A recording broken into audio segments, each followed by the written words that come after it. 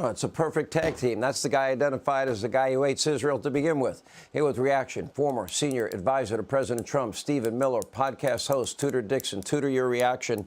I'm calling it the Hamas caucus because even with all the evidence, there you have, groups of Democratic congresswomen, the squad out there propagandizing on behalf of Hamas. Can you explain that to me?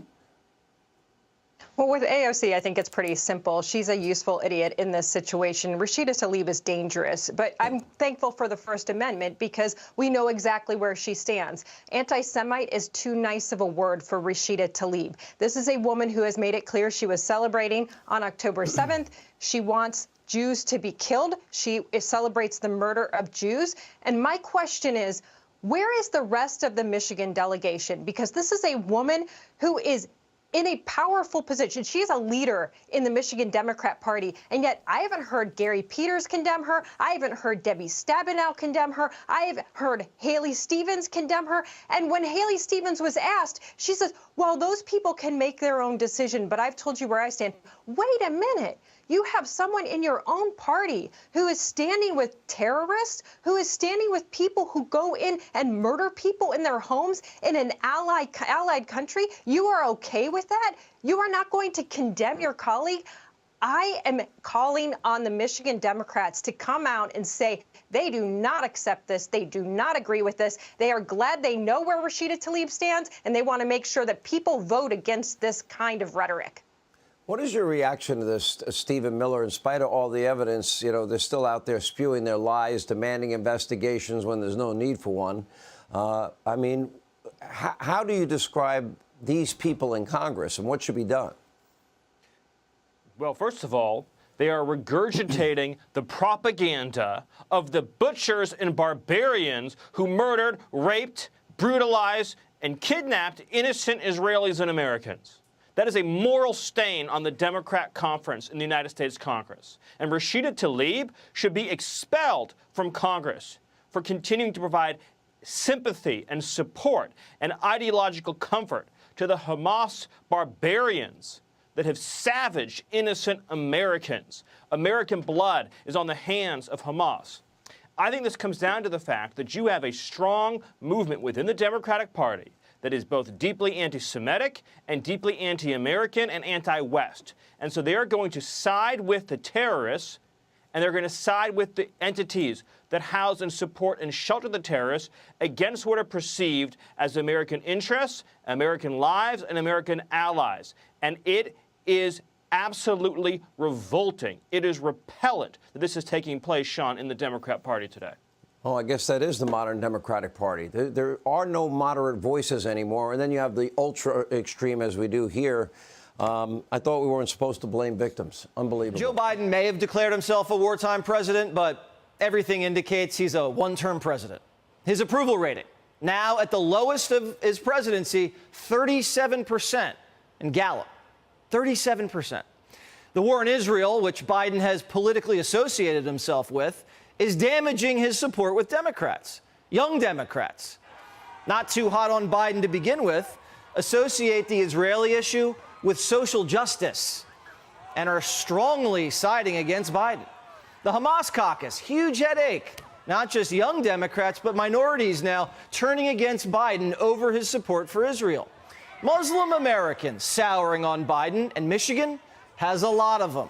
Trump is now tied with Biden in Michigan. And any erosion of Muslim support in Michigan can cost Biden the White House. And they are rising up against the institutions of the West. It's not an attack on Israel. It's an attack on Western institutions as Western institutions. A lot of people who are sort of liberal, hollow men, fellow travelers were fine with this for a long time because they thought, okay, well, we also, we don't love the institutions and it buys us some street cred with the left wing if we pretend along. The hollow men, fellow travelers, the people that Tom Wolfe described in a very famous essay written in the late 1960s called Radical Chic, that party at Lenny's, which was all about Leonard Bernstein, the left-winger, who hosted the Black Panthers at his apartment. And the Black Panthers were telling all the white people that they wanted to kill them, and all the white people were patting them on the head and posing for pictures with them because that's what they do, because it meant that they were cool. Now, that sort of attitude has lasted until now, except for at a certain point it actually sets in that these people actually do want to kill you, and they're not joking, and that they're not actually your friends, and that, in fact, they are perfectly fine with watching your compatriots get murdered. And so you're starting to see liberal Jewish donors in major universities and other liberals who are not happy with this start to pull their money. Yeah, Vivek, when you see these images, you've been on our show a number of times telling us what's happening at these Ivy League universities. We've heard Pete Hegseth talk about it because he's Princeton and Harvard. And we've heard this. But when you actually see these rallies, you see 7,000 people spewing this pro-Hamas message on the Brooklyn Bridge yesterday.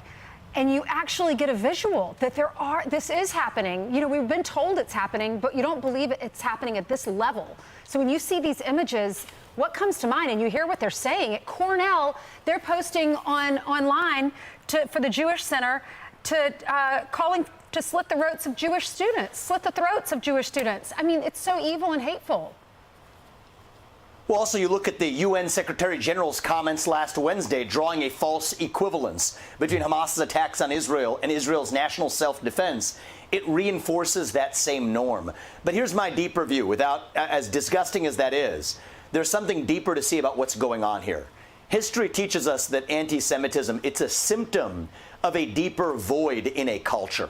And so as leaders, it's our job to take a step back and say that, especially young people in this country, they are lost. They are starved for direction, starved for the things that they used to miss: faith, patriotism, hard work, family. And yes, we have wokeism and transgenderism fill the void. Now we see anti-Semitism fills that void too. So I think it's a symptom of a deeper cancer in American life, and we have to revive our own identity. And I think that melts away a lot of these toxic poisons in response. So Vivek.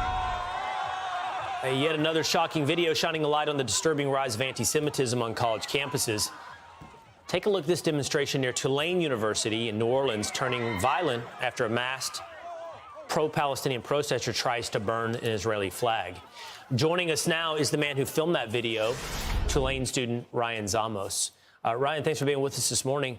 I take it you were there that day. Tell us what's going on in Tulane. What's happening there?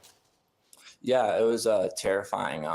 Tulane University allowed for a pro-Palestinian protest to occur, and they did not take the preventative measures that were necessary, such as shutting down the street. So the car, as you see on the screen, drove by 4 times previously, and it was on the 5th time that they attempted to burn the flag before students attempted to grab the flag, before, as you see, pro-Palestinian protesters come in and assault numerous students. So are these, tell me who I'm looking at on the screen. Like when I see this, you know, whatever college campus I'm looking at, in this case, Tulane, I also understand these weren't necessarily students from Tulane. So like who is involved in all of these incidences? Correct. So nearby universities such as Loyola New Orleans is organizing these protests under the name Tulane for Palestine, because Tulane is a 44% Jewish population of students. So it seems like they're specifically targeting such a university to, you know, promote hate and to antagonize Jewish students and to frankly scare us and make it so that we're afraid to go to class. And it's deeply concerning. Okay, President Biden's approval has taken a nosedive among his own party. Peter Doocy is live at the White House with all of that. So what's going on, Peter?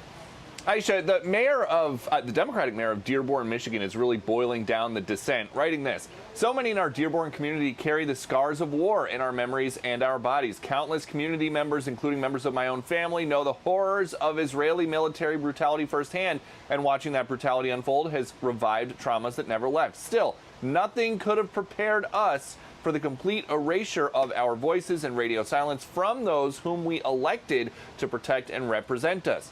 Just since last month, President Biden has shed 4 points among all adults in the Gallup poll, down to 37%. But he's lost 11% of Democrats, too, from 86 down to 75. His approval rating among Democrats fell sharply after the October 7th attack in Israel and his subsequent comments that we will stand with Israel. Why? Gallup found earlier this year in its polling that for the first time ever, more Democrats had sympathies towards Palestinians and Israelis.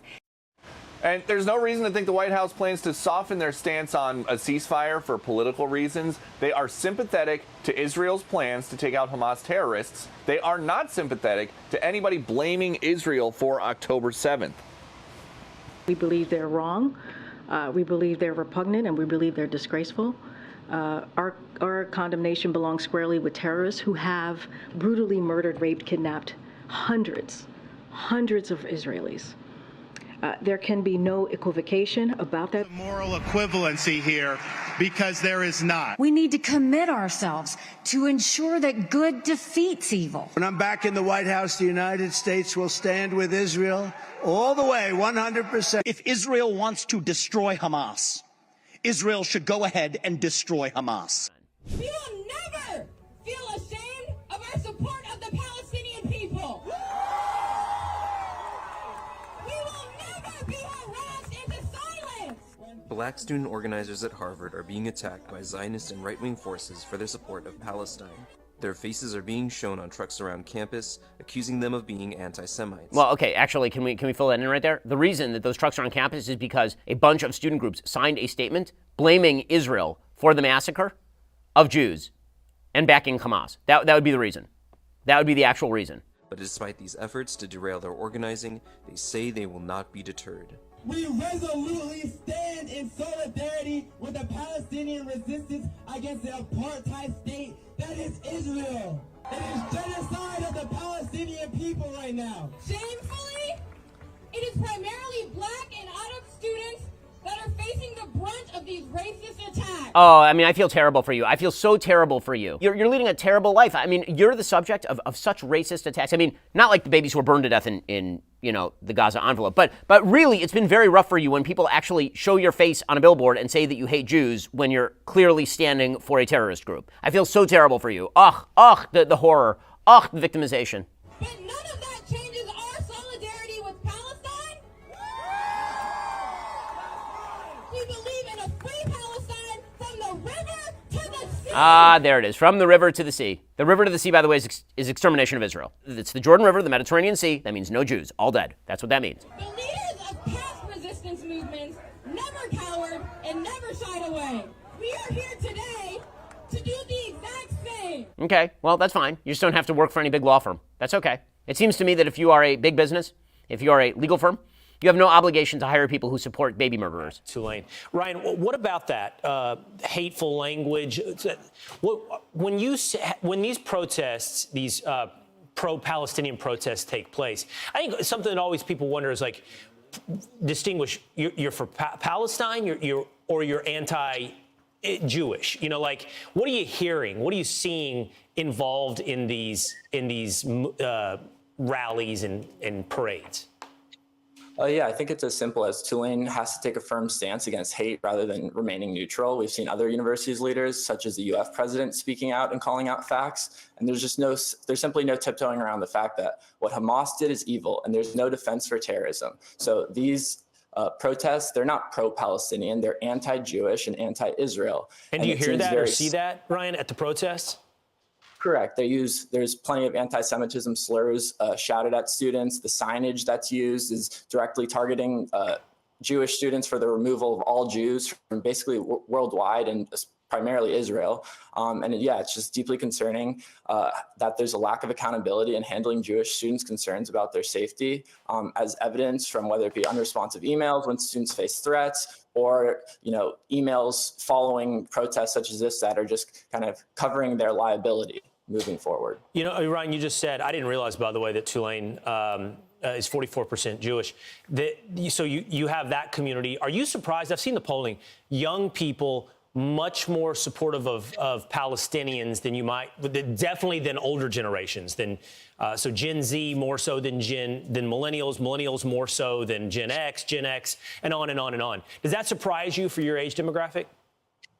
Yeah, it's terrifying, frankly, and it's deeply concerning that Tulane University is allowing pro-Palestinian students to issue these mutual non-contact orders. I think this is kind of a global trend that's being used from as low as the middle school level. I know I'm from Los Angeles, so in Manhattan Beach, students are being issued these summons where they're basically just issuing these non-contact orders to silence and harass Jewish students to prevent open dialogue. And, it's clear whose side that they're on and who they're willing to protect. And I think it's a matter of what Hamas did is evil and there's no defense. And We must protect Jewish students so that they feel safe to go to school and go to class and feel like the university has their back. Many of these non-contact orders that have been issued have been between students who have never spoken to each other, who have never had any form of communication. And so it's scary to go to class and know that these students are present everywhere in classrooms with us. All right.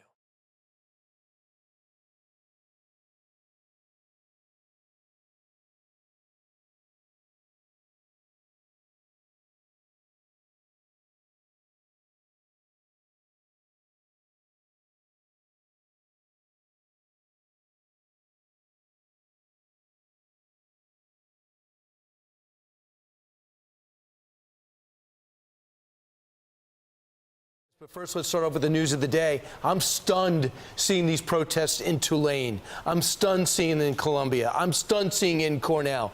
You're the freshest out of college. It was 10 years ago for you, or 15 years ago for you. Was this the mission that you heard on campus? This is a big part of what I exposed in Woke Inc., Brian. It is the denigration of our culture. And anti-Semitism, it is the natural extension of the self-loathing culture that these universities have propagated. So back when I was on campus, no, it was 2003 to 2007. It wasn't this bad, but this was the direction that things were going. And when you have a generation of young people, you tell them to go to Ben & Jerry's and order a cup of ice cream with some anti-Semitic sprinkles on top, it's no surprise that that's what they then spew back out. They're lost for purpose and meaning. So I don't think the right answer, Brian, is censorship. I know that's the direction that some may want to go. The right answer is leadership of these young people. Fill that vacuum of purpose and meaning. That's really what's missing amongst young Americans. And as a young person in this race, that's my job to actually do this. America's universities have been a garbage heap for decades, but donors have been looking the other way because, after all, they love their alum associations. They love giving back. And now, here's the problem. At a certain point, the rubber hits the road, and it turns out the people you're donating to hate your guts. The interpolation of terrorist supporters in the West continues apace. You know, the reality, which is that there are a lot of people who support terrorism and anti-Semitism all over the globe, that is not relegated to foreign countries. That is very true here in the United States as well, which is why you are starting to see some donors at major American universities look at the universities and realize exactly what it is that they've done. The universities have full-scale embraced the decolonization narrative. That narrative started with people like Franz Fanon back in the 1950s and 1960s, claiming that the way that the third world was going to decolonize would have to involve violence against Western institutions. Those Western institutions were evil and they had to be done away with. It was going to be a violent movement. There's a lot of sympathy for that in left-wing circles, Marxist circles particularly. That united with the sort of intersectional critical theory movement to produce the idea that decolonization was not just a project for the third world. It was something that had to happen here at home, which is why you see Black Lives Matter united with the Franz Fanon revolutionaries. This is why you see Queers for Palestine, for example. That's what that is. And so that is the leading, bleeding edge of the ideological revolution at these major universities. It's why you see mass protests at universities in favor of Hamas, in which you see, again, the local trans group marching. It doesn't seem to make sense from the outside, except that you have to understand this is the quote-unquote coalition of the wretched, the coalition of the oppressed. Actually, Hamas started this whole thing. Remember October 7th?